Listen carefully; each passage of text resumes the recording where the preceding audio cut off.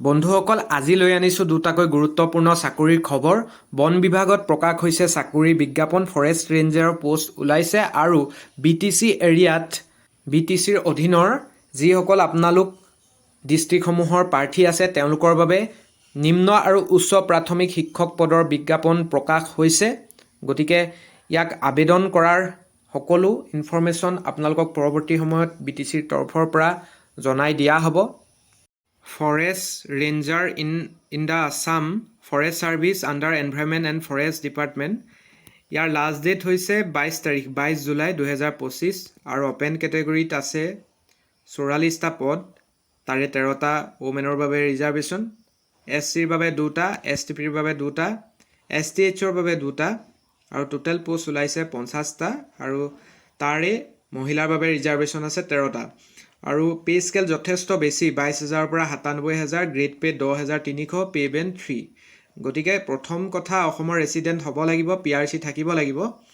আৰু ইয়াত qualification, educational qualification চাওক, applicant must possess bachelor degree in science or engineering of any recognise university with at least in one of the following subject. এইকেইটা ছাবজেক্টৰ ভিতৰত আপোনালোকৰ subject থাকিব লাগিব agriculture, botany, chemistry, computer applications, engineering, environmental science, forestry, geology, horticulture, mathematics, physics, statistics, veterinary science, zoology. এইকেইটাৰ ভিতৰত হ'ব লাগিব আৰু এজ লিমিট কেইটা চাব। গতিকে এইটো এটা যথেষ্ট ভাল পোষ্ট ওলাইছে। যিসকল আপোনালোক ইলিজিবল হয়, যিসকল আপোনালোক ছায়েন্স বেকগ্ৰাউণ্ড বা ইঞ্জিনিয়াৰিং লাইনৰ মানুহ আছে, তেনেহ'লে আপোনালোকে যিটো ফৰেষ্ট ৰেঞ্জাৰ পোষ্ট ওলাইছে এই পোষ্টটোত আবেদন কৰক। যথেষ্ট সন্মানজনক পোষ্ট হয়। আৰু LP UPৰ যিসকল আপোনালোক BTC এৰিয়াৰ প্ৰাৰ্থী আছে সেইসকলৰ বাবেও ভাল খবৰ আছে। ইতিমধ্যে কোকৰাঝাৰ BTCৰ হেডকোৱাৰ্টাৰৰ পৰা office of the director of এডুকেশ্যনৰ ফালৰ পৰা LP স্কুল আৰু UP স্কুলৰ এছিষ্টেণ্ট টিচাৰৰ বাবে ভাল খবৰ আছে যে এডভাৰটাইজ ওলাব, কিমান পোষ্ট আহিব বা কেতিয়াৰ পৰা এপ্লাই কৰিবলৈ দিব, এই সকলো কথা ইতিমধ্যে আপোনালোকক জনোৱা হ'ব। গতিকে কি লাগিব কণ্ডিশ্যনছবিলাকত A টেট, C টেট বা BTC টেট লোৱাৰ প্ৰাইমেৰীত আপোনালোকে পাব লাগিব। বাকী আপোনালোকৰ ৰিক্ৰুইটমেণ্ট প্ৰক্ৰিয়াত কেনেধৰণে নিযুক্তি দিয়া হ'ব সেইসমূহ আছাম টেটৰ বা অসমৰ শিক্ষক নিযুক্তি LP UPৰ যিসমূহ ক্ৰাইটেৰিয়া আছে সকলো একেই হয়।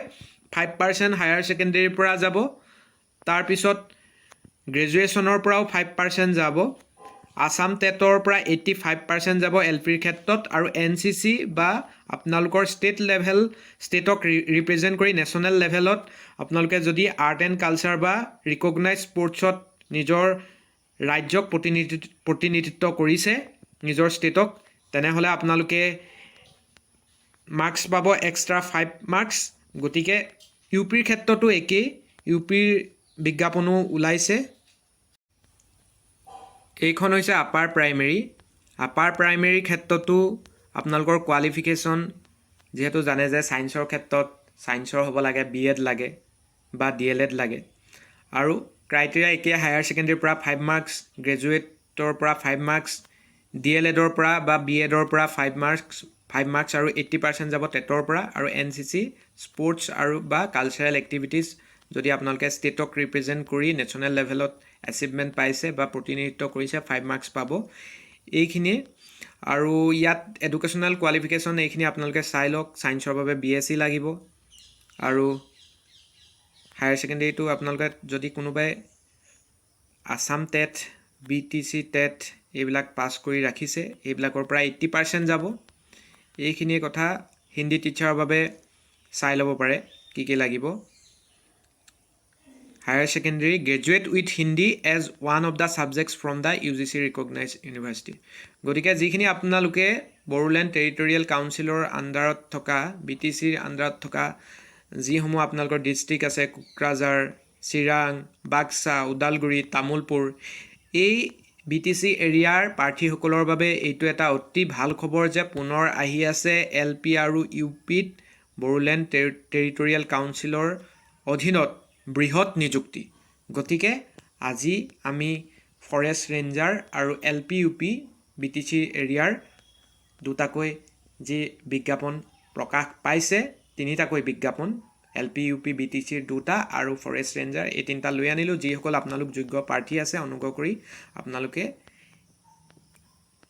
এই এডভাৰটাইজমেণ্টত অংশ লওক এইখিনিয়ে গুৰুত্বপূৰ্ণ ইনফৰমেশ্যন আৰু অধিক ইনফৰমেশ্যন পাই থাকিবৰ বাবে যিসকলে প্ৰথমবাৰৰ বাবে আমাৰ চেনেলটো ভিজিট কৰি আছে আমাৰ চেনেলটো ছাবস্ক্ৰাইব কৰি ল'বলৈ অনুৰোধ জনালোঁ ধন্যবাদ